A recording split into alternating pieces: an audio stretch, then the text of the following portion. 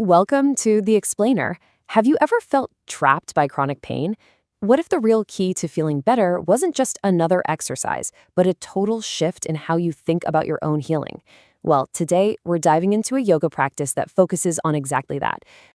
Okay, so let's start with something that, for many of us, is just the everyday reality of pain. The yoga class we're pulling from today kicks things off with a question that really gets to the heart of it. What is your daily life actually like?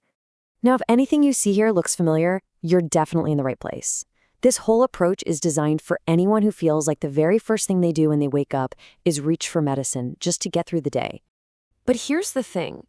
The solution we're talking about isn't about twisting yourself into some kind of pretzel. No.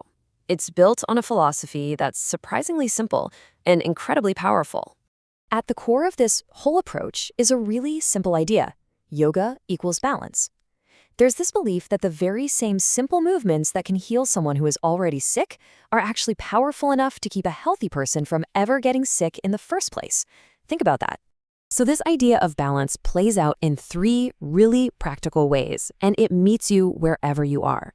It's not just about fixing a problem you have right now. It's about building up your strength and resilience and making sure that the 1 hour you put in has a ripple effect on the other 23 hours of your day. Okay, so that's the philosophy, but what does it actually look like in practice?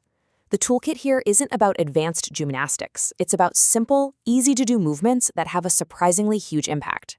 The whole thing starts with what are called subtle exercises. And yeah, they might look deceptively simple, but the magic is in the intention.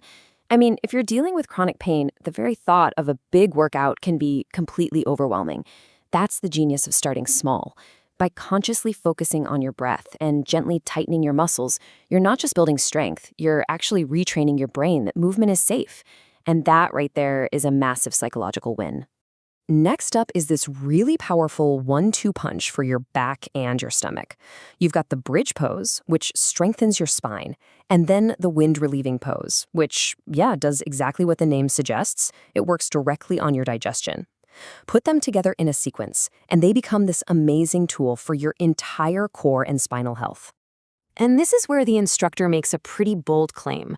I mean, for anyone who's struggled for years with something like IBS, the idea that a simple physical sequence could treat a disorder that's been around for 20 years, that's huge. It's all about the belief that simple, consistent practice can create really profound change. Okay, so we've got the physical moves down, but that's really only half the story. The instructor argues that the most important work, the real game changer, happens in your mind. And here's a really powerful warning about the stories we tell ourselves. You know that inner voice, the one that sometimes says, "I am so sick," over and over? Well, the argument here is that repeating that story doesn't just describe your reality, it actually creates it. It can trap you in this cycle of helplessness where you start to resent your own body. So, here's the pivot. The real work is to consciously flip the script. Instead of focusing on everything you can't do, the story becomes about what you are doing. I am strong enough to try this. I'm putting in the work, so I will get better. This isn't just positive thinking. It's about reclaiming your power in the situation. And once you start changing that internal narrative, it leads to this really powerful reframing of your entire condition. This brings us to a really challenging question. Are you truly sick or are you weak? Now, the instructor defines sick as being completely unable to function, like bedridden. But if you can walk, if you can sit, if you can at least try, even with pain, that's defined as weakness.